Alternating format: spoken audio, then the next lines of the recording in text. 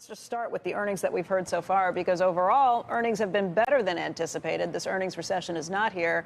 Greg, when you hear things this morning like 3M, does that concern you more broadly about the industrials? We actually expect this earnings quarter to look more like 3M than we have in the past, earlier in this earnings report, this earnings season.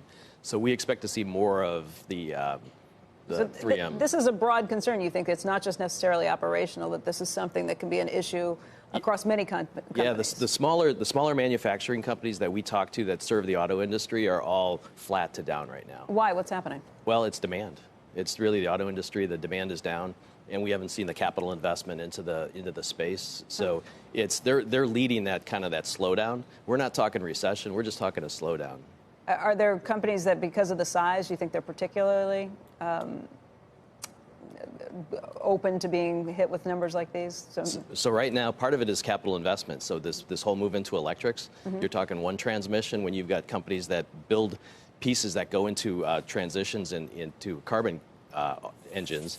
That's a whole different industry than if you're just looking at electric. It just changes. Internal combustion you're talking about? Exactly. So if there's growth in Tesla, that's a whole different engineering than if you're dealing with... It's de minimis, the electric car component of what we sell at this point. It'd have to be bigger than just a transition to electric. Well, it's actually growing. That's what's happening. Car sales were at record levels and flat, basically. We have Mike Jackson on all the time. It's 17 million a year, right?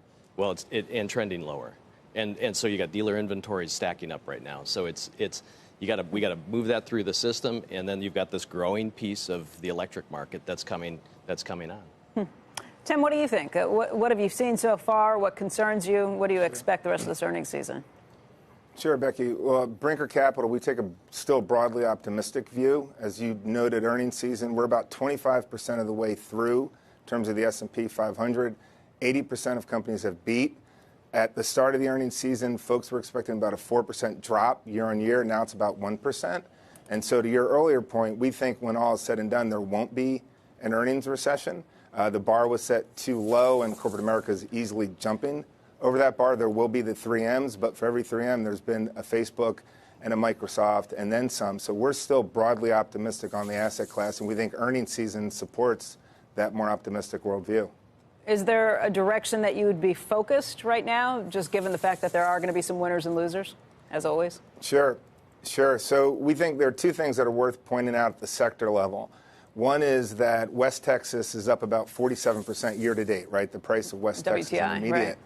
Right. WTI. And the yield curve is actually steepened by about 3 basis points, which doesn't sound like a lot year to date, but it is, and it's at a high for the year.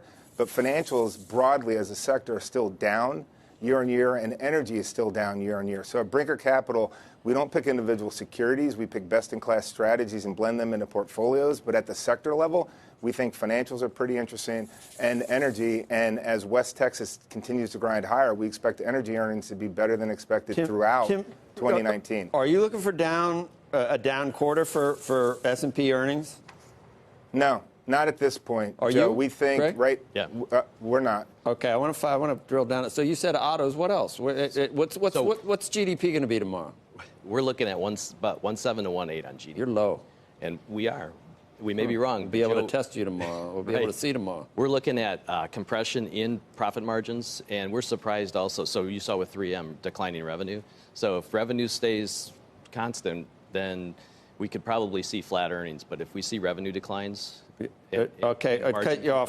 Sorry, Tim. So what were you starting to say, Tim? You think we go flat, or do we even get a year-over-year gain in S&P? Or we think when all is said and done, there's a slight gain year on year. And not to be too flip about it, but I was watching Seinfeld last night, and Mr. Costanza was talking about Serenity Now, and I went and took a look at the Fed Atlanta GDP Now number, and that's well over 2%. Now, you have to take that with a grain of salt, but considering where we were when we started the year in terms of Q1 economic growth and where things look today, we think, again, it makes sense to be optimistic on earnings and on equities. Well, Tim, maybe it's no surprise to the market to say there's not going to be an earnings recession. We're up 25% in 4 months.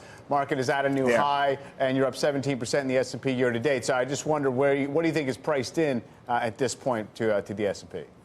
Yeah, if you use the S&P 500 as a broad proxy for U.S. equities, we think a reasonable price target is 3,100.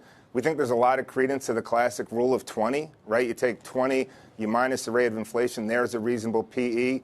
18 times on 2019 earnings gets you to about 3,100. So we think there's still more upside. We haven't seen the highs for the year, but volatility has absolutely collapsed the last couple 6 weeks. We wouldn't be shocked to see a more volatile back half of the year, but we still think the trend is up. You saw the piece yesterday. Where was it? I guess it's actually reading the New York Times. I had to for a reason, but about how it thanked the Fed. It's all the Fed. Once the Fed said no increases, that the volatility went away. Yeah. Market goes back 25%. Maybe it's when did Seinfeld, Tim? When did Seinfeld end? Because it's like every day there's something that you reference. I've already referenced it today on Twitter. Yeah, you reference Costanza. I'm getting anti-Baldite comments, which I just remember. George went to there's like an AA meeting, and they're anti-Baldite comment. I don't need that anyway. It's over. It's over 20 years. That show was it was about 20 years ago, I think. That show was absolutely brilliant. But the whole Serenity Now thing, that and the Festivus, right? A holiday for the rest of us. Yeah. Yeah, just Festivus. Brilliant There's a million stuff. things. The birds that don't fly away, they're supposed to fly away when you're approaching them in a car. Remember Yes. when, I mean, weird, the guy that parks your car and the BO never leaves after, you valet it, and you got to get rid of it. So many, everything's been done. One minor correction. Yeah, there's classics. I've got it. Comcast added, because this is not that it's more important than other companies, but it is. No, Comcast and Sky added 412,000 new customer relationships, not 300. Cable added 300. Okay, little birdie told me that.